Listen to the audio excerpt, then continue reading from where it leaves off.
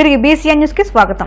Tiruvuru municipal chairman ఎన్నికలకు హాజరయ్యేందుకు వెళుతున్న వైఎస్ఆర్సీపీ కౌన్సిలర్కు రక్షణ కల్పించడంలో పోలీసులు మరోసారి నిర్లక్ష్యంగా వ్యవహరించారంటూ వైఎస్ఆర్సీపీ ప్రతినిధి బృందం మండిపడింది.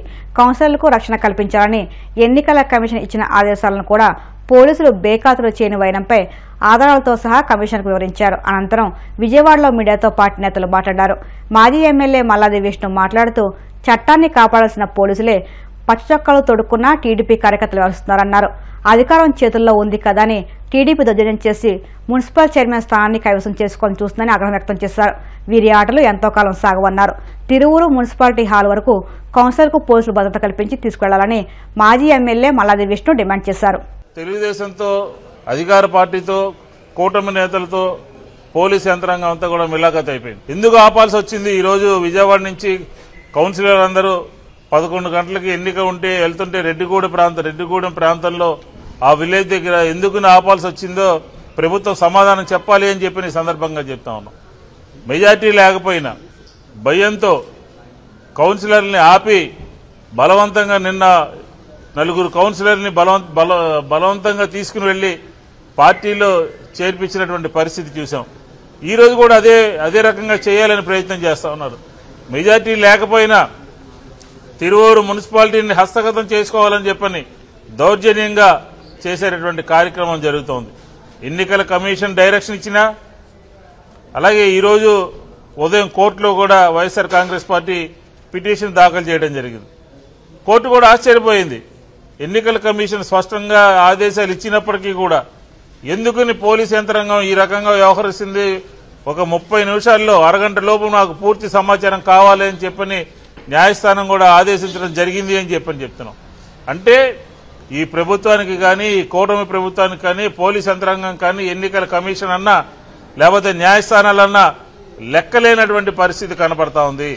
మెజార్టీ ఉన్నప్పుడు, మీకు మెజార్టీ ఉంటే ఎందుకు ఇలాంటి అరాచకమైనటువంటి కార్యక్రమాలకి, ఎందుకు ఈ రకమైనటువంటి కార్యక్రమాలకి పాల్పడుతున్నారో ఆంధ్ర రాష్ట్ర ప్రజలకి సమాధానం చెప్పాల్సినటువంటి అవసరం ఉన్నది అని చెప్పిన వైఎస్ఆర్ కాంగ్రెస్ పార్టీ డిమాండ్ చేస్తోంది.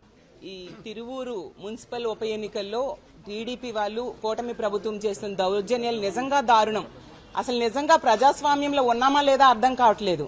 ఎన్నికల కమిషన్ స్పష్టంగా ఆదేశాలు ఇచ్చినా కూడా క్షేత్రస్థాయిలో దాన్ని పాటించకపోవడం ఏంటి? ఎంత అన్యాయం అసలు. అయినా మీకు 164 సీట్లు ఇచ్చారు ప్రజలు.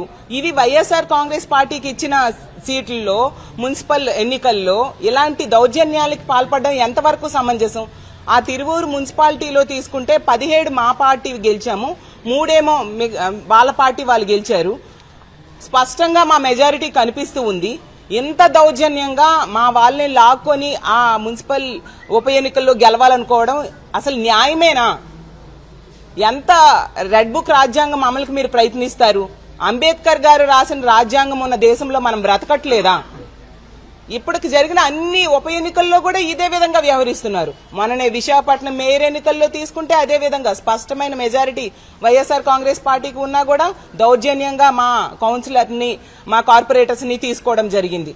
అలాగే తిరుపతి, తుని, అలా గుంటూరు ప్రతి దగ్గర కూడా ఈ లోకల్ బాడీస్ ఎలక్షన్స్ లో మా YSR Congress party B form మీద గెలిచిన వాళ్ళని అడ్డగోలుగా దౌర్జన్యంగా భయపెట్టి బెదిరించి అన్ని రకాలుగా సామదాన భేద దండోపాయాలు ఉపయోగించి వాళ్ళని తీసుకుని వాళ్ళు గెలవడానికి ప్రయత్నించడం ఎంతవరకు సమంజసం?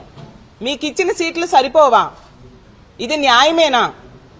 ఇప్పటికైనా ఇలాంటి దౌర్జన్యాలు ఆపాల్సిన బాధ్యత కూటమి ప్రభుత్వం మీద ఉంది. ఈ తిరువూరు మున్సిపల్ ఉప ఎన్నికల్లో ఈ రోజు ఖచ్చితంగా మా కార్పొరేటర్స్ కి రక్షణ కల్పించమని రాష్ట్ర ఎన్నికల అధికారి అయిన నీలం సాహ్ని గారిని మేమందరము వెళ్లి విన్నవించుకోవడం జరిగింది. ప్రజాస్వామ్య విలువల్ని తుంగలో తొక్కి ఎక్కడ ఎన్నికలు జరిగినా కూడా, ఉప ఎన్నికలు జరిగినా కూడా ఆ ఎన్నికల్లో అక్రమ మార్గాన ఏదో ఒక విధంగా గెలవాలనే తలంపుతో వాళ్ళు చేస్తున్నటువంటి ప్రయత్నాలన్నీ కూడా ఎప్పటికప్పుడు వ్యవస్థల్లో కీలకమైనటువంటి వ్యవస్థలుగా ఉన్నటువంటి ఎన్నికల కమిషన్ కానీ, న్యాయస్థానాలను కానీ ఆశ్రయించినటువంటి పరిస్థితులు కూడా ఒక్కసారి సందర్భంగా గుర్తు చేస్తా ఉన్నా. నిన్న జరిగినటువంటి ఉప ఎన్నికల్లో రాష్ట్రంలో అనేక చోట్ల అక్రమ మార్గాన్ని గెలిచారు. తిరువూరుకు సంబంధించి వైఎస్ఆర్ కాంగ్రెస్ పార్టీకి స్పష్టమైనటువంటి మెజార్టీ.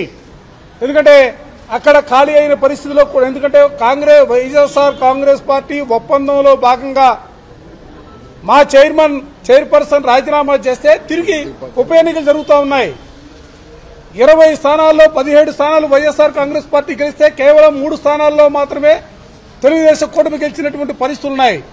ఈ పరిస్థితుల్లో తిరిగి వైఎస్ఆర్ కాంగ్రెస్ పార్టీ అభ్యర్థి గెలుస్తాడు కాబట్టి ఏదో ఒక విధంగా ఎన్నికలను అడ్డుకోవాలనే ఆలోచనతో నిన్న ఉదయం నుంచి సాయంత్రం వరకు కూడా తెలుగుదేశానికి సంబంధించినటువంటి శాసనసభ్యుడు కానీ ఆ పార్టీకి సంబంధించినటువంటి నాయకులు కానీ కార్యాలయం ముందు చేసినటువంటి రగడ, పోలీసులను అడ్డం పెట్టుకుని పోలీసుల చేతే మా పార్టీకి సంబంధించినటువంటి కౌన్సిల్ను తీసుకున్నటువంటి విధానం రాష్ట్ర ప్రజానీకం యావత్తు కూడా చూసినటువంటి పరిస్థితులు కూడా ఈ సందర్భంగా చెప్తా ఉన్నా.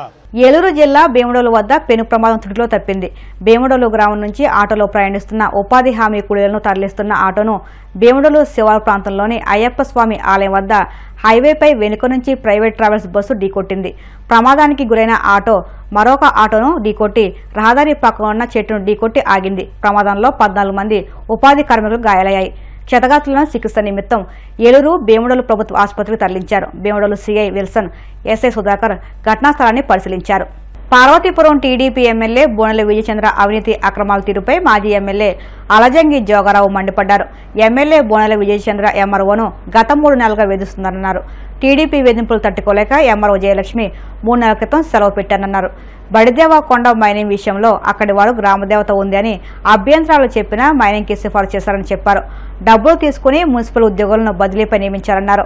3 మహిళలు టీడీపీ ఎమ్మెల్యే విజయచంద్రపై పోలీసులు కేసులు వేసిన మాట వాస్తవం కాదని ప్రశ్నించారు. ఉపాధి హామీ పనుల్లో కూడా లంచం డిమాండ్ చేస్తున్నారని ఆరోపించారు.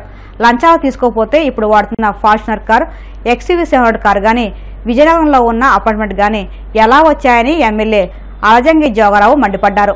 ఇక్కడున్న పార్వతీపురం రూరల్ మరియు అర్బన్ సంబంధించిన ఎంఆర్ఓ గారిపై ఎమ్మెల్యే గారు అసభ్యకరంగా వాట్సాప్లో తిట్టారని ఆమె ఒక లెటర్ని పోలీసు వాళ్ళకి ఇవ్వడం జరిగింది.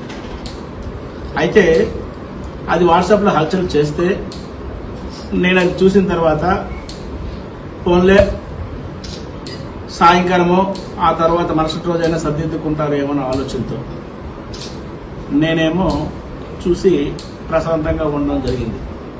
అయితే ఈలోపు సాయంకాలం 7 గంటల టైంలో ఎవరో కొంతమంది పెద్దలు సలహా మేరకు ఆయనేమో ప్రెస్ మీట్ పెట్టి ఆయనే అడ్మిట్ అయ్యారు. ఏమని, నేను వాట్సాప్ కాల్ చేయడం వాస్తవము, నేను తిట్టడము మందలించడము వాస్తవము అని చెప్పడం జరిగింది. అయితే చెబుతూ అక్కడితో ఆగలేదు. ఏమని, నాకు ఆమె సోదరు లాంటిది అయ్యి నేను ఆవిడని తిడతాను, ఆమె నాకేదో పని చేస్తుంది, ఆవిడతో మంచి చేయిస్తాను తప్ప ఈ ప్రజలకన్నా చెప్తే బాగుండని నేను భావించాను. కానీ ఆయన ఏం చెప్పారంటే, ములగా అనే గ్రామంలో 2 లక్షల రూపాయలు లంచం తీసుకుపోయింది. ఆ లంచం ఇవ్వనందుకు, లంచం ఇచ్చి పని చేయనందుకు నేను మందలించడం జరిగిందని మాట చెప్పడం జరిగింది. నేను కొంచెం అవగాహనతో డిజిటల్ సిగ్నేచర్ని ఒక ఎమ్మెల్యే చెప్తే ఒక ఎంఆర్ఓ గారు ఎందుకు పెట్టలేదు?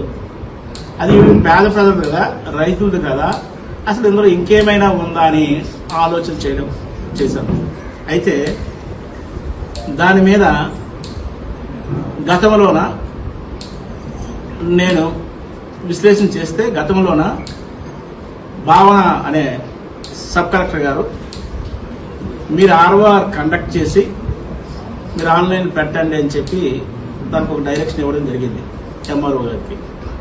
అయితే ఇచ్చిన తర్వాత ఎవరైతే ఆ SFAలో ఉన్న హక్కుదారుడు హైకోర్టుకి వెళ్ళి ఆయన కోర్టులో వేయడం కూడా జరిగింది.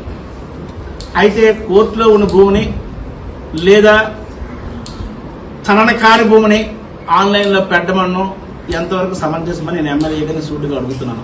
ఎందుకంటే అది రైతుల భూమి అయితే, అది నిజంగా రైతులకు సంబంధించింది అయితే SFAలో ఉన్న రైతు నాదని క్లెయిమ్ చేస్తున్నప్పుడు పూర్వపరాలు పరిశీలన చేయాల్సిన బాధ్యత సంబంధిత అధికారులు కాబట్టి ఆమె పరిశీలన చేసి చెప్తామని చెప్పడం జరిగిందనేది నాకుండే సమాచారం. అవినీతి అంటే తెలియనట్టుగా ఉంది, అవినీతి చేయనట్టుగా ఉన్నాడు అయినా అని చెప్పి పతివ్రతలాగా మాట్లాడుతున్నానే ఒక సామాన్యుడు సోషల్ మీడియాలో మాట్లాడడం జరిగింది.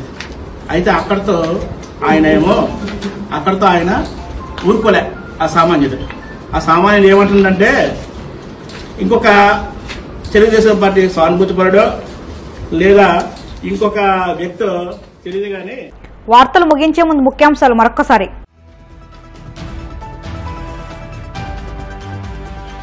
ముఖ్యమంత్రి చంద్రబాబు నాయుడు అధ్యక్షతన జరిగిన ఏపీ కేబినెట్ మీటింగ్ 24 అంశాలపై చర్చ.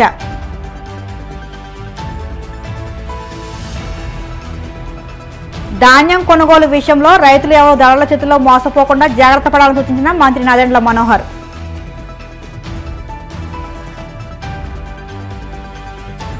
జూనియర్ ఎన్టీఆర్ జన్మదినం సందర్భంగా అభిమానుల మధ్య కేక్ కట్ చేసి జూనియర్ ఎన్టీఆర్ కు శుభాకాంక్షలు తెలిపిన ఎమ్మెల్యే గొండు శంకర్.